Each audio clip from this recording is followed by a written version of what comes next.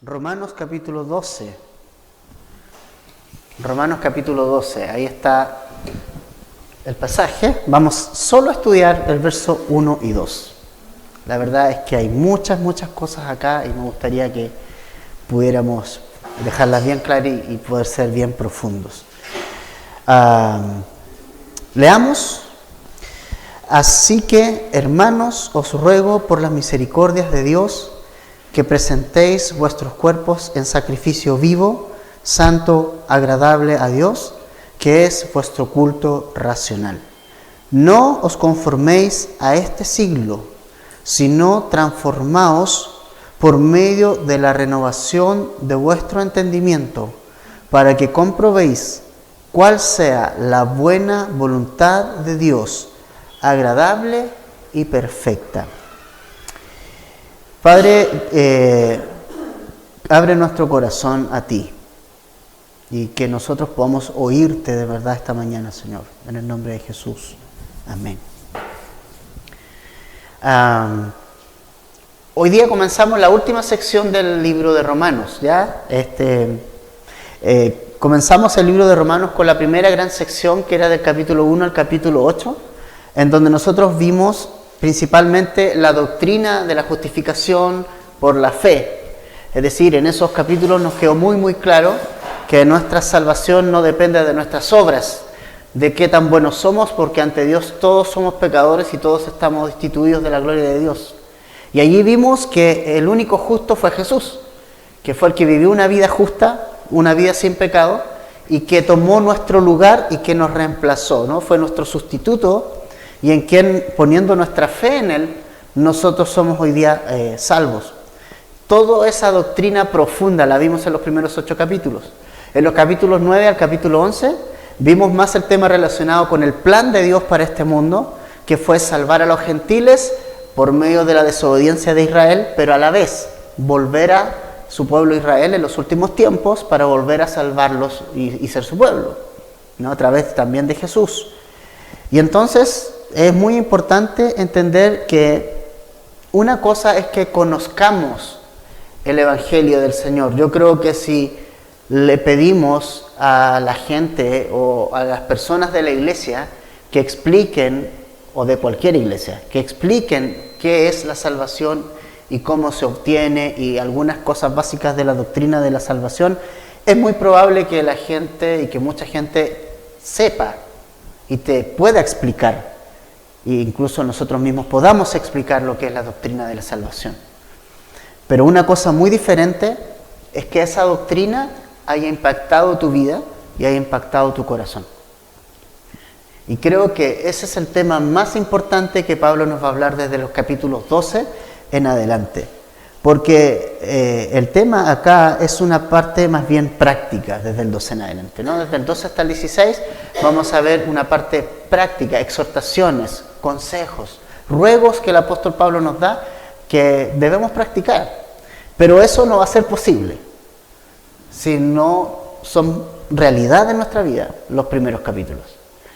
Y es por eso que una de las cosas más importantes que nosotros, y una de las cosas más hermosas de estudiar la Biblia verso a verso, es que no nos perdemos nada, no nos perdemos en las cartas.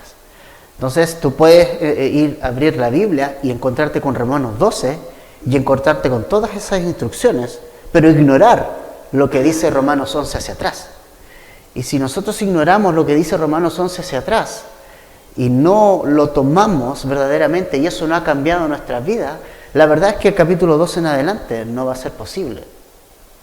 Porque nosotros recordemos bien que Pablo ha sido enfático en señalar que nosotros no nos salvamos por obras y que el camino cristiano tampoco es de obras, es de fruto más bien, ¿no? Las obras vienen como consecuencia de estar unido a Jesús y no que yo busco las obras para impresionar a Jesús. Entonces es importante entender este tema, este punto, que en realidad este no es un tema solo intelectual. No se trata de conocer los primeros 11 capítulos intelectualmente y conocer intelectualmente que Jesús salva, que somos todos pecadores y todo lo demás, todo lo que hemos visto. No es un tema solo intelectual, es un tema espiritual. Es un tema espiritual. Es lo que Jesús le dijo a Nicodemo. Le dijo a Nicodemo, mira, este es un tema espiritual. El nacer de nuevo no es un tema que tú puedas hacer y meterte en el vientre de la mamá para volver a nacer. Jesús le dijo a Nicodemo, no, este es un tema espiritual. Este es un tema que es de adentro, que lo hace el Señor, es una transformación. Y va a ser efectiva cuando yo entregue mi vida al Señor. Cuando me rinda al Señor. Entonces, una cosa es que conozca el Evangelio, conozca la doctrina, ¿entiendes? Y tenga muy clara la doctrina, que es muy importante tenerla clara. Es una doctrina básica del cristianismo. Pero otra cosa muy diferente es que esa doctrina haya impactado mi vida al punto de transformarme. Ese es el punto. Ese es el tema que Pablo también nos va a comenzar a mostrar acá. Entonces lo que Pablo va a hacer en estos capítulos del 12 al 16 es animar a la iglesia y exhortar a la iglesia a vivir conforme a la fe en Cristo. A vivir conforme a esa fe. A vivir esta fe práctica, ¿no? En el Señor. Eso es lo que Pablo nos va a alentar. Entonces los primeros 2 versículos están aquí, los leímos. Y lo primero que nosotros vemos aquí son 2 palabras que nos conectan todo lo visto con los capítulos anteriores. Dice, así que. Así que. Y eso es interesante de ver acá. Porque nosotros estamos viendo o vimos en los primeros 11 capítulos muchas cosas interesantes. Entonces, así que, por todo lo anterior, por las misericordias de Dios, os ruego, dice Pablo, así que os ruego. Y esta palabra me gusta mucho cómo Pablo se dirige a la iglesia, porque él es un apóstol, ¿no? Hemos visto que él es un apóstol escogido por Dios.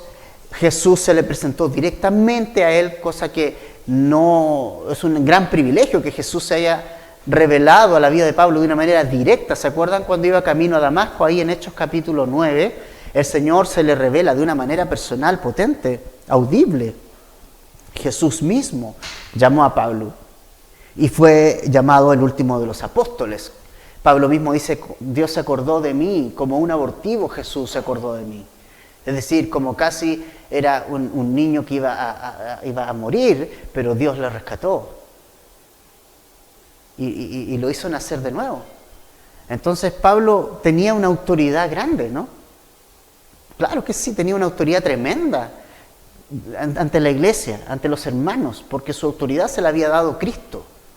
Pero fíjense ustedes que a mí me gusta mucho Pablo cómo se dirige a la iglesia, porque teniendo la autoridad, ¿no? Toda la autoridad de Dios, ojo, no la autoridad de las personas, sino una autoridad de Dios. Él se dirige a los hermanos y les dice, os ruego, hermanos, les ruego. O sea, él podría haber dicho perfectamente, ¿saben qué? Yo les pido esto, sí o sí, tienen que hacerlo, les obligo a hacer esto. Esto es lo que tienen que hacer, ¿no? Y porque él tenía autoridad, pero esa autoridad se la había dado el Señor. La autoridad que tenían los fariseos era una autoridad humana. La autoridad que tenían los religiosos era una autoridad impuesta por ellos mismos y ellos abusaban de la gente en ese sentido, ¿no? Tienen que hacer esto, tienen que diezmar, tienen que traer esto. Como muchos hoy día enseñanzas circulan por ahí y cómo son esos apóstoles que hoy día se autodenominan apóstoles en nuestros tiempos, que obligan a las personas a hacer cosas, y vemos acá un hombre de Dios como Pablo, que lo que hace es decirle a la gente, les ruego, les pido por favor. En el fondo, lo que Pablo está haciendo es, no está manipulando a la gente, Pablo no está presionando a la gente, Pablo está actuando como un hombre de Dios verdadero y conforme al ejemplo de Jesús. Jesús nunca obligó a nadie a seguirlo y hasta el día de hoy no lo hace, ¿no? Porque este es un tema meramente y únicamente de voluntad. Es un tema de tu voluntad. Si quieres seguir a Jesús. Ahora, obviamente, el no seguirlo tiene una consecuencia. Es evidente. Pero Jesús nunca quiso que lo siguieran de una manera obligatoria. Pero, y vemos a Pablo aquí que está siguiendo el mismo ejemplo. Él no está manipulando a las personas. No les está diciendo, ¿saben qué? Bueno, yo les hablé la doctrina de la salvación y ustedes tienen que obedecerme, ¿no? Lo que Pablo está diciendo, hermano, les ruego. Y sabes, La palabra ruego significa llamar a una persona con el objetivo de producir un efecto. Llamar a una persona con el objetivo de producir un efecto. Es en el fondo una exhortación, es como un consejo. En cierta manera, un ruego es un llamado a la obediencia sin que ésta sea se vea como una carga o como una obligación. Eso es un ruego. Es decir, quiere Pablo que su ruego produzca un efecto, sin duda. Pero lo hace sin que sea visto como una carga o como una obligación. ¿Sí? Y eso es importante. Y el ruego que Pablo les da a los hermanos, este ruego, tiene un sustento muy potente. Tiene un sustento grande y tiene una razón muy potente. Y ese sustento son las misericordias de Dios. Por eso Pablo dice, os ruego por las misericordias de Dios. Pablo no está rogando de sí mismo, no está persuadiendo a la gente por algo que él haya hecho, no está persuadiendo a la gente para que le sirva a él.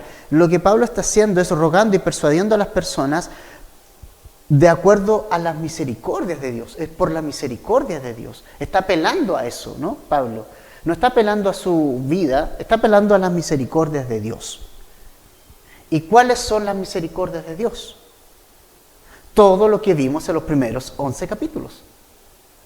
Ahí está la frase conectada. Así que, hermanos, os ruego por lo que vimos anteriormente, por las misericordias de Dios. Recordemos esas misericordias de Dios. Primero, el mundo estaba bajo condenación. Así partimos Romanos, ¿o no? Que el mundo estaba bajo condenación. Segundo, que los judíos y los gentiles era lo mismo. Que judíos y gentiles pecamos y que éramos culpables ante Dios. Todos, sin ningún tipo de diferenciación. Tercero, que Dios no nos justificó por obras. Porque ¿cómo son nuestras obras? Malas. Nos justificó por la fe en Cristo, perdonando nuestros pecados, solucionando el tema tanto legal como moral. O sea, nosotros nos pesaba una condenación y legalmente estábamos fritos. Pero el problema legal fue resuelto porque Jesús pagó por nosotros. Y el problema espiritual también. Nos dio una nueva vida. Y esa es la otra. Puso su Espíritu Santo en nosotros. Y ese Espíritu Santo ahora gobierna, está en mi vida. Y Él me guía a ser una persona conforme al Señor. Él me ayuda, es el ayudador, el consolador, el que está dentro de mi vida, guiando mi vida y guiándome a la palabra todo el tiempo. Y que no hay ninguna condenación para los que hemos sido justificados por la fe. No tenemos condenación, no pesa ninguna condenación, ya no pesa la culpa sobre nosotros. La culpa del pecado, esa condenación, esa fue quitada a nosotros. Y que el Espíritu Santo va limpiándonos, va haciendo que nuestra vida dé fruto para el Señor. Y que nada nos puede separar de ese amor. Que pese a que tengamos problemas y dificultades en esta vida, hay algo mayor que nos espera después. O sea, si tú revisas esos capítulos para atrás, tienes todas esas cosas. Obviamente están resumidas. Y aparte de todo, el Señor viene por nosotros. Capítulo 11 de Romanos. El Señor va a llevar a su iglesia y va a trabajar con Israel y también los va después a salvar. O sea, tenemos razones en estos 11 capítulos primeros. Tenemos muchísimas razones para atender a este ruego que Pablo nos está diciendo. Pablo está apelando a estas misericordias de Dios. Pablo está apelando a sus misericordias. Y eso es importante que nosotros lo entendamos. O sea, lo que Pablo está haciendo aquí es llevarnos una vez más a examinar esos 11 capítulos primero. Una vez más a pensar en esas cosas. Una vez más a darle una vuelta y entender lo que significa eso. Entonces Pablo dice, lo ruego por esas misericordias, por lo que yo les acabo de entregar. en esta carta. Ahora, ¿cuál es el ruego? ¿Qué nos pide Pablo en este trato hacia nosotros en amor? Dice que presentéis vuestros cuerpos en sacrificio vivo, santo, agradable a Dios, que es vuestro culto racional. O sea, por esas misericordias de Dios, por esas cosas tan hermosas que tenemos hoy, yo les pido, dice Pablo, yo les ruego, entonces, que ahora ustedes le entreguen su vida al Señor. Lo que Pablo está diciendo acá, y esto, ¿sabes qué? Es súper fundamental que lo entendamos. Y esto es una enseñanza importante, que tú la tomes y nunca la olvides. Que a Dios se le sigue y se le sirve por gratitud y no por obligación.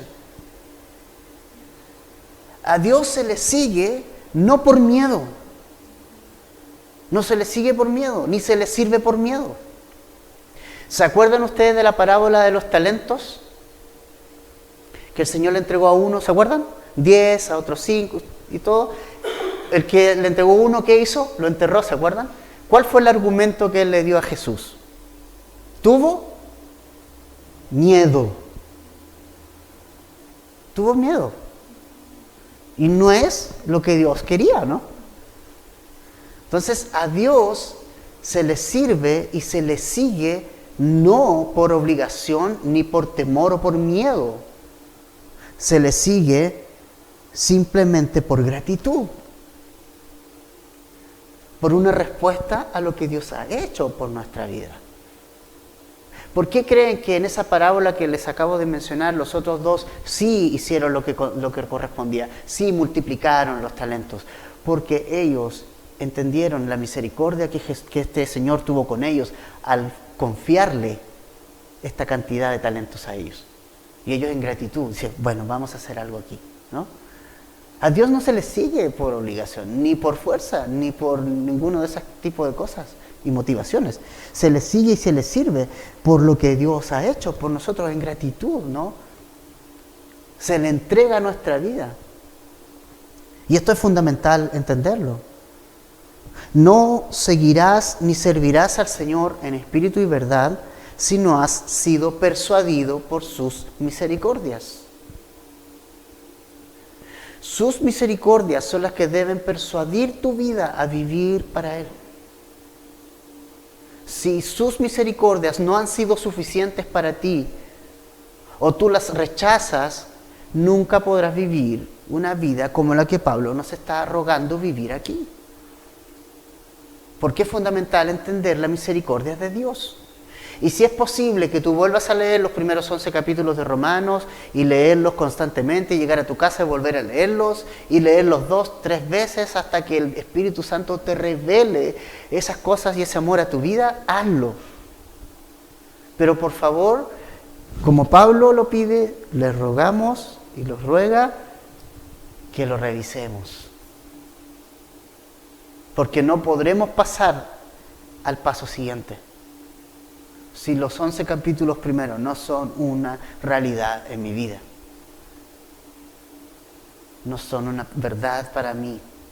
No me han impactado. Si las misericordias de Dios no me han impactado, no han impactado mi vida, el capítulo 12 en adelante no va a ser posible, ¿no? Por eso Romanos no comienza en el capítulo 12. Romanos comienza en el capítulo 1, ¿no? Condenándonos, mostrando nuestra realidad y a la vez expresándonos y mencionándonos las profundidades de la misericordia de Dios. Solo cuando entendemos esa misericordia de Dios y de verdad cuando eso nos ha impactado en nuestra vida, entonces nosotros podemos atender este ruego, porque es la misericordia de Dios la que debe persuadirnos a vivir, como vamos a ver del 12 al 16. El único poder persuasivo potente que persuade nuestras vidas a vivir como para el Señor son las misericordias de Dios. Son las misericordias de Dios. No hay otra motivación más grande que esa, ¿no? Esto no se trata de algo humano, no se trata que ahora le voy a poner empeño, se trata de conocer las misericordias de Dios, ¿no?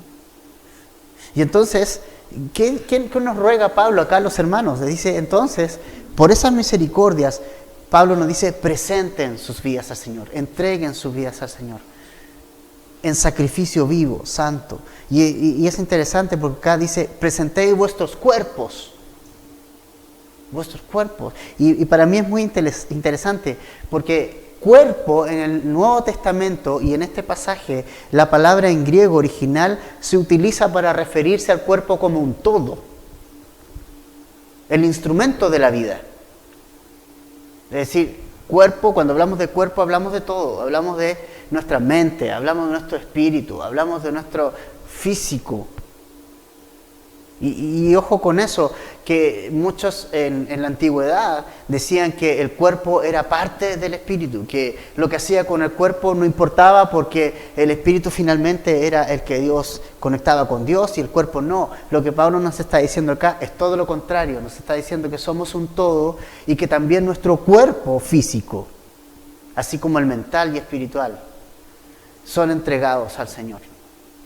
Y esto es muy importante, sacrificio vivo, sacrificio santo y sacrificio agradable a Dios.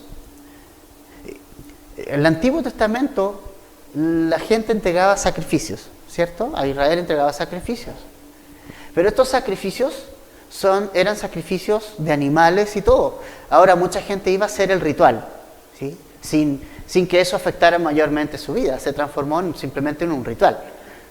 Tomo el animal, llevo el animal, lo presento allí al sacerdote, el sacerdote hace lo que tiene que hacer, y todo esto fue transformándose en una rutina simplemente de estos sacrificios. Y de hecho, Dios mismo fue enfático en muchas oportunidades en señalar a su pueblo que estaba harto de esos sacrificios, que ya no quería esos sacrificios, que Él quería otra cosa, Él quería la entrega de las personas, que se entregaran a Él.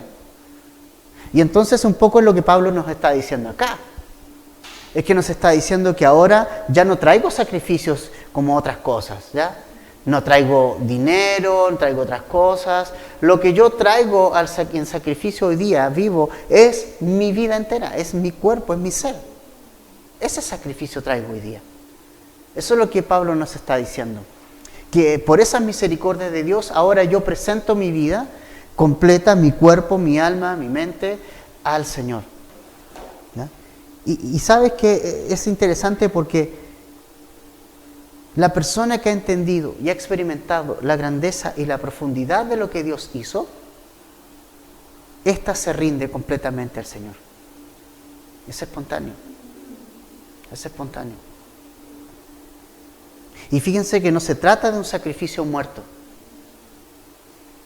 Se trata de un sacrificio vivo. Un sacrificio vivo. Hay vida en ese sacrificio. Es una entrega para vida, no para muerte. ¿No? Y este cuerpo es el que se entrega al Señor. Este cuerpo ya no nos pertenece a nosotros. ¿Han pensado en eso? Este cuerpo ya no es tuyo ni mío. Este cuerpo no es mío. El cuerpo tuyo no te pertenece tampoco.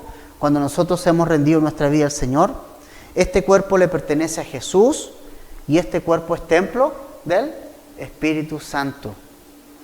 Mira lo que dice, vamos por un momento ahí a 1 Corintios, capítulo 6, 19 al 20.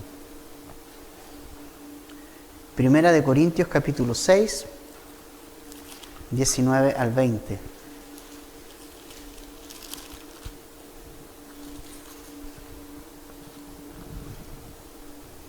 Primera de Corintios, capítulo 6.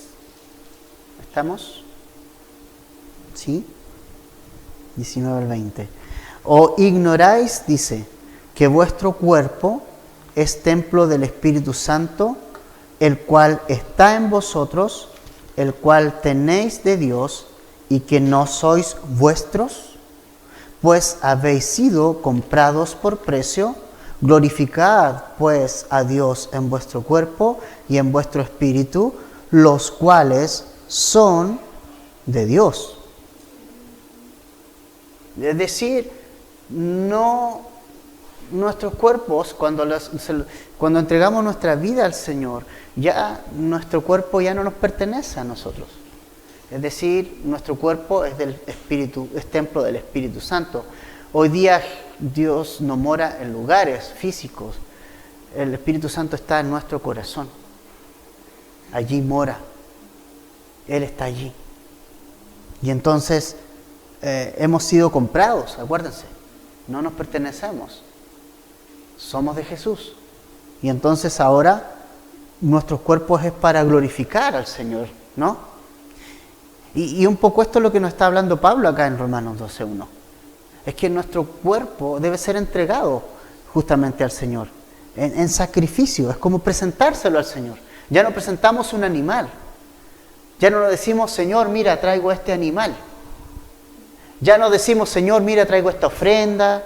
Señor, mira, traigo este fruto de mi campo. No, de mi trabajo. Lo que hoy día hacemos es, Señor, aquí estoy yo. Señor, aquí está mi vida. Señor, aquí está mi ser, mi cuerpo, mi mente, son tuyos. Aquí estoy. Esa es una presentación, dice, presentéis vuestro cuerpo. Y presentarlo significa, aquí estoy yo, no traigo otra cosa agregada, traigo mi vida, ¿no? Es una ofrenda, mi vida, aquí está. Haz con ella lo que tú quieras hacer. Es una entrega total en respuesta, nunca olvidemos, a lo que Dios ha hecho por nosotros. Y es maravilloso que nosotros podamos agradar a Dios. Dice que este sacrificio vivo es santo y es agradable a Dios. No hay cosa que agrade más a nuestro Dios que tú presentes tu cuerpo, tu vida a Él. Eso es un sacrificio agradable. Cuando yo traigo todas mis cosas al Señor. ¿Y sabes qué? Eso incluye nuestras cositas ahí que tenemos, que están mal, ¿no? Y que están ahí, que son pecados que están ahí. Dios no quiere que seamos hipócritas. Un hipócrita, ¿no? La palabra que se usa para hipócrita en el Nuevo Testamento es la palabra que se utiliza para actor. Un actor. Un actor es el que toma un papel, ¿cierto? Que no es el de él, pero que actúa como si fuera él, ¿no? Entonces hay gente que es experta en eso, como en tomar el rol de alguien y ponerse en ese rol, y una actuación impecable, ¿no? En Hollywood, ahí están los actores. Pero la palabra que se refiere justamente a hipócrita en la Biblia es esa en el Nuevo Testamento, es ser alguien que no somos, fingir espiritualidad que no tenemos. Y entonces lo que Pablo también nos está en el fondo diciendo acá, que nos entreguemos entero. Tenemos pecados en nuestra vida, hay cosas que solucionar, sin duda, pero es importante que lo entreguemos al Señor, nuestra vida, y entreguemos todo eso, todo lo que somos. Finalmente nuestra vida no es perfecta, no vamos a entregar, nuestro cuerpo no tiene pifias, ¿no? Nuestro cuerpo tiene pifias. Nuestra vida es una vida llena de pifias, como decimos acá. Pero entreguemos esas cosas también al Señor, en arrepentimiento y en sometimiento a Él. Y es una gran bendición ser considerados por Dios como sus hijos y que nuestras vidas lleguen a serle agradables. Ahora, esta entrega total, ¿no? Que es un sacrificio, dice también Pablo que este es nuestro culto racional, ¿no? Nuestro culto racional. Es decir, este acto de entrega de tu vida, este acto de entrega de tu cuerpo al Señor, es un acto con todos los sentidos bien puestos. ¿Sí? Es un acto voluntario y racional. Racional. Es decir, que un sacrificio tiene que ser inteligente. La adoración y esta entrega que yo estoy haciendo es una entrega inteligente. Y es un opuesto a los sacrificios que son entregados por rituales y por obligaciones, que yo ni siquiera pienso lo que estoy haciendo. Y hay mucha gente que piensa eso, ¿no? El Espíritu Santo me tomó y yo no supe qué hizo. O yo hice lo que hice porque no supe lo que estaba haciendo. Esa no es la adoración que Dios quiere, ni que pide, ni que nos demanda. Sino, no quiere que entregue la vida a alguien así porque sí, porque en realidad me emocionó la música y no.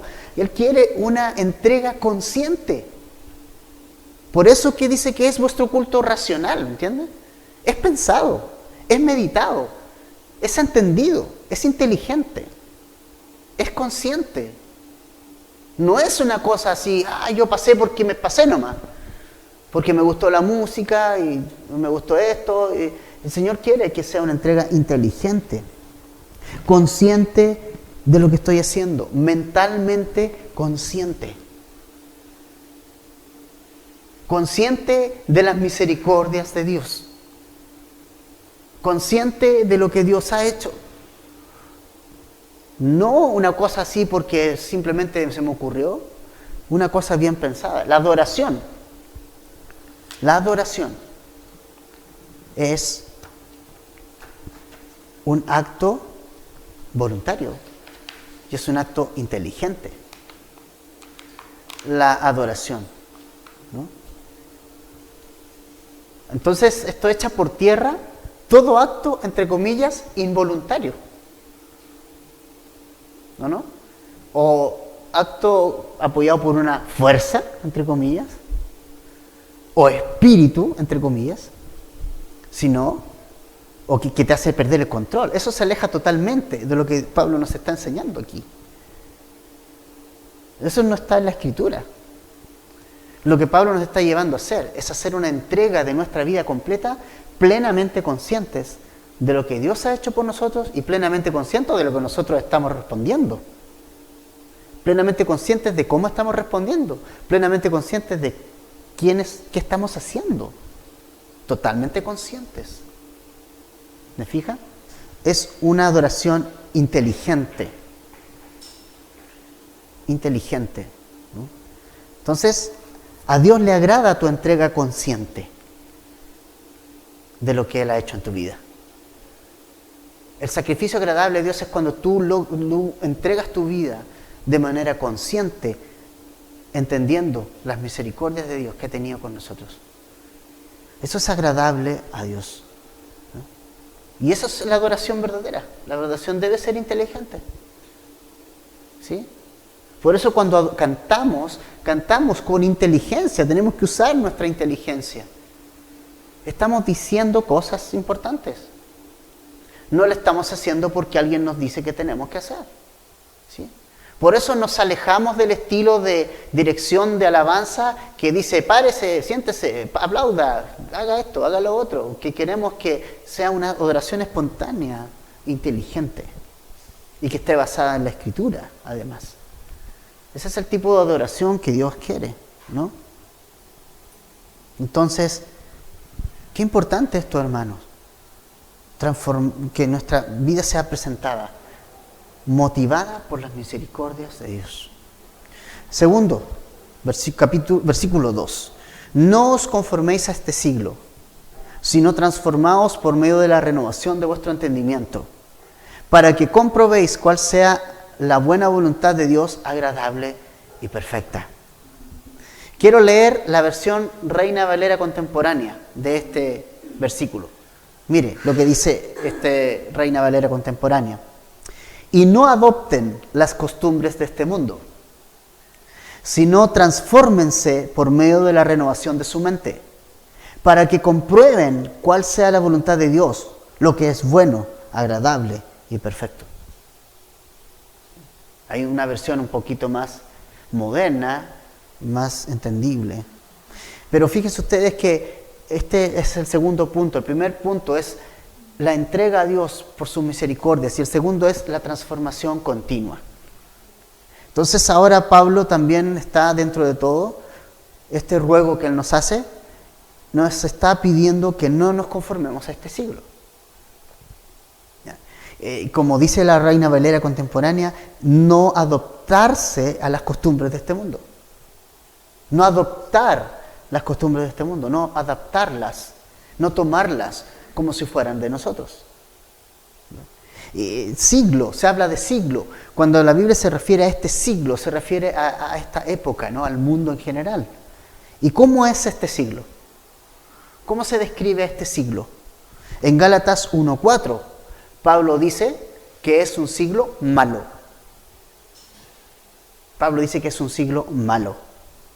Y siglo se refiere a eso, a este mundo, que es un mundo malo, que es un mundo que no ha rechazado a Dios y que es un mundo que sigue la corriente de Satanás. Y es cosa de ver cómo está nuestro mundo, ¿no? Para saber quién está detrás de todo esto, ¿no? Es interesante lo que Pablo nos dice acá. No se conformen a este siglo, no se conformen a este mundo, no se conformen ni adopten las costumbres de este mundo. Segunda de Corintios, capítulo 4, versos 3 y 4. Vamos ahí por un momento. Segunda de Corintios, capítulo 4, versos 3 y 4.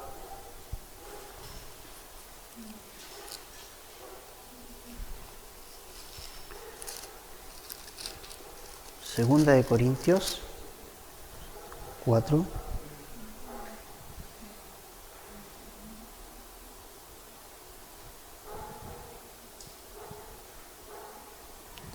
Dice, pero si nuestro evangelio está aún encubierto, entre los que se pierden está encubierto, en los cuales el Dios de este siglo cegó el entendimiento de los incrédulos, para que no les resplandezca la luz del evangelio de la gloria de Cristo, el cual es imagen de Dios. Ahí tienen la respuesta de quién es el líder de este mundo, quién es el Dios de este siglo y qué es. No es otro sino que Satanás. O sea, nosotros vemos hoy día la ceguera de la gente y pobre gente está en pecado tal cual y en delitos tal cual como nosotros estábamos antes. Ellos necesitan oír a Jesús. A veces nos asustamos por todas las cosas que están presentes en el mundo, en nuestro país. Estas ideologías que vienen desde el corazón de Satanás, porque no vienen de otra parte, ¿no? Estas ideologías que vienen de género y de un montón de cosas, vienen del corazón mismo de Satanás, queriendo destruir las bases familiares. Pero ¿sabes qué? Dios sigue sentado en el trono. Dios sigue siendo el Rey. Y nuestra misión es predicarles el Evangelio a ellos. Pero no adoptando sus costumbres, ¿no? Es decir, Pablo dice, no adopten las costumbres de esta gente. No nos acomodemos a este sistema gobernado por Satanás en el fondo. Entonces, en lugar de adaptarnos al mundo, ¿qué hacemos? Dice, sino transformaos por medio de la renovación de vuestro entendimiento. Y sabes, esta palabra es muy importante, la palabra transformaos. La palabra transformación aquí usada es la palabra metamorfosis. Metamorfosis. Lo que le ocurre a la oruga, ¿cierto? Esa es una metamorfosis. La oruga es un gusano en realidad, ¿no? Es una cosa fea, ¿sí? Estamos claros de eso, es un poquito fea una oruga, ¿no? Como que, o sea, tú jamás la irías a tomar así como tomas una mariposa, por ejemplo, ¿no? Es algo que provoca un cierto rechazo, pero la oruga duerme, se hace su capullito y empieza ese proceso. Y es un proceso. Pues no es algo que ocurra rápido, es un proceso que ocurre lento, pero que finalmente se transforma en otra cosa, ¿cierto? En una mariposa, y sale de este capullo y es algo totalmente distinto a una oruga, mucho mejor. Entonces lo que Pablo nos está diciendo acá es que en lugar de acomodarnos a este mundo, lo que debemos hacer es escondernos en Cristo, en este capullo, Es irnos a la Escritura y escondernos en ella para que ella vaya transformando nuestros pensamientos y poniendo los suyos. Poniendo los de Dios. Renovando nuestra mente. ¿Y cómo renovamos nuestra mente? Sacando nuestros pensamientos y poniendo su palabra. Entonces, es eso, ¿no? Es decir, yo tengo un pensamiento, pero si la Biblia, la Escritura, me lleva a otro y me confronta con mi propio pensamiento, entonces quito mi pensamiento, pongo el pensamiento de Cristo, ¿no? De su palabra. Lo pongo en mi mente. Quito lo otro que pensaba. ¿Cuántas cosas que pensábamos nosotros eran buenas para nosotros o que no tenían mayor dificultad? Al ir a la Escritura, el Señor nos ha tratado y hemos tenido que cambiar nuestra mente. El Señor va a ir transformando nuestra mente en la medida en que vaya poniendo la palabra de Dios en ella. ¿No? Eso es. Por eso dice que por medio, ¿cómo se logra la transformación? Renovando el entendimiento para comprobar cuál sea la buena voluntad de Dios agradable y perfecta. ¿Y dónde está la voluntad de Dios agradable y perfecta? En la palabra de Dios. En la palabra de Dios. Esa es la voluntad de Dios. Yo sé que muchos de nosotros dicen, ¿cuál será la voluntad de Dios en mi vida? Y esto y lo otro, y ahí está la voluntad de Dios. Si quieres casarte, ahí está la voluntad de Dios. ¿Qué tienes que hacer en esos casos? No te va a decir el nombre de la persona, pero sí te va a dar las características que ella tiene que tener, o él tiene que tener. Que tema a Dios, que sea alguien que no solo conozca al Señor, sino que tenga metas en Cristo, ¿no? Que crezca, que quiera crecer. Y entonces, y en cualquier ámbito de la vida, ¿cómo renuevo la mente? Es atendiendo a la palabra de Dios y cambiando mis pensamientos por lo que Dios piensa, ¿no? Quitando nuestros pensamientos y poniéndolos de Dios, en el fondo. Es eso. Ahora, la palabra comprobar significa verificar con exactitud lo que Dios quiere para cambiarlo. Eso es comprobar, verificar con exactitud lo que Dios quiere. Y entonces el verificar con exactitud implica que tú tengas que pasar tiempo en la palabra, por ti mismo o por ti misma. El domingo no es suficiente. Implica que tú tienes que tomar ese tiempo de que compruebes por ti mismo, porque la voluntad de Dios tú la tienes que comprobar por ti mismo o por ti misma. Sin duda acá hay enseñanza, pero es algo que tú tienes que comprobar de manera personal. Tú tienes que ir a la Escritura, tú tienes que ir a la palabra y tú tienes que comprobar lo que Dios quiere y para ti y tiene para ti. Tú tienes que verificar con exactitud lo que Dios quiere que cambie para llegar a cambiarlo. Entonces, comprobar, verificar lo que Dios quiere. Y así se logra la transformación, a través de la renovación de nuestro entendimiento, implantando la palabra de Dios en nuestra mente y en nuestro corazón.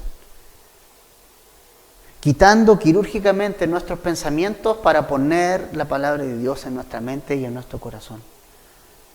Y entonces así voy a ir siendo transformado. Y fíjense que nos habla aquí como un proceso, un proceso, ¿no? Una transformación que es un proceso. O sea, nosotros ya nacimos de nuevo, pero ahora viene este proceso de cambiar nuestra mente, de modificar nuestros pensamientos. Y entendiendo que tenemos al Espíritu Santo, que también va en esto, tiene una tarea, ¿no? Importante. Entonces, lo que Pablo nos está diciendo acá es que debemos someternos diariamente al Señor, permitir que el Señor renueve nuestras mentes. No acomodarnos al mundo, sino someternos al Señor. En lugar de acomodarnos al mundo, someternos al Señor. aunque eso signifique que el mundo nos aborrezca. Y Jesús dijo algo así, dijo, si ustedes el mundo los aborrece, entiendan que a mí me aborreció primero. O sea, la verdad es que agradar a Dios va a ser un desagrado hacia el mundo. Va a ser desagradable para el mundo el que tú seas agradable a Dios. Pero es desagradable a Dios el que tú seas agradable al mundo. ¿A quién vamos a agradar? ¿Qué han hecho las misericordias de Dios en nuestra vida? ¿Vamos a agradar a Dios por las misericordias de Dios? ¿O vamos a seguir agradando al mundo? Las cosas del mundo no nos van a llenar el vacío. Si te conformas a este siglo, nunca vas a experimentar el gozo de Dios en tu vida. Si sigues acomodándote a este mundo, a este siglo. Un siglo malo, un siglo lejos de Dios, un siglo que no quiere nada con Dios, un siglo rebelde, un siglo cuyo Dios y príncipe es Satanás, ¿no? Entonces, al contrario, comprueba qué Dios quiere de tu vida, compruébalo, anda a la Escritura y compruébalo por ti mismo, que Dios tiene cosas para ti.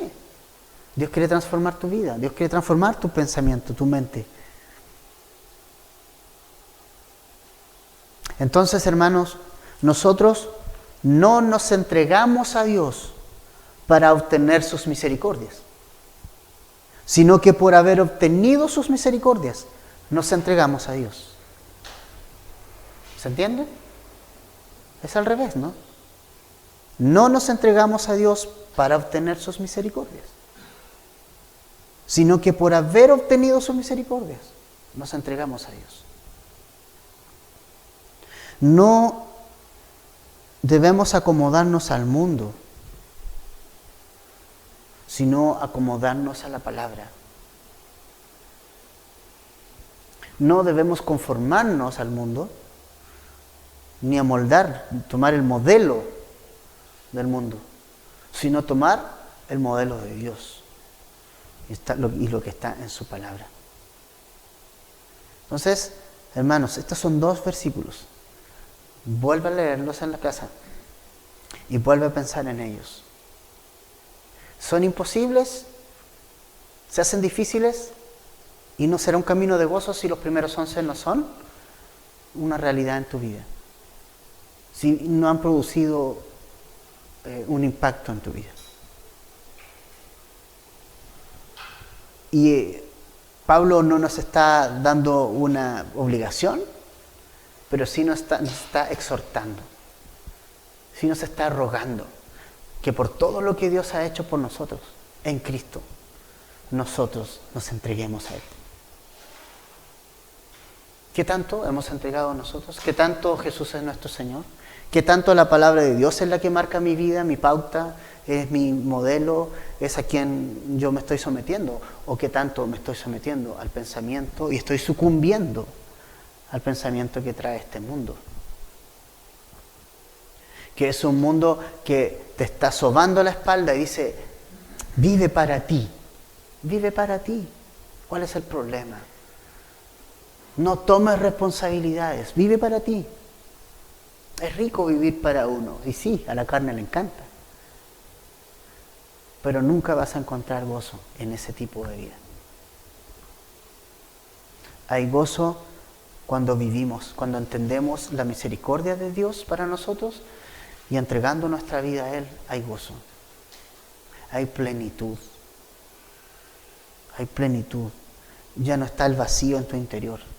Ya no está ese vacío ahí, sino ese vacío es llenado. Puedes buscar llenar ese vacío con muchas cosas, música, con fama, con deportes, con un montón de cosas que nunca van a llenar tu vida y siempre vas a estar vacío y siempre vas a querer buscar más y te vas a dar cuenta que nunca vas a llenar ese vacío, porque finalmente ese vacío, el único que lo puede llenar es Jesucristo. El amor de Jesús es el único amor que va a llenar tu vida. ni el mejor esposo o esposa del mundo, o hijo, o quien sea, va a llenar, o va a tener ese amor que pueda llenar tu vida entera, completa. Entonces, por las misericordias de Dios, por lo que Dios ha hecho por nuestras vidas, entreguemos nuestra vida.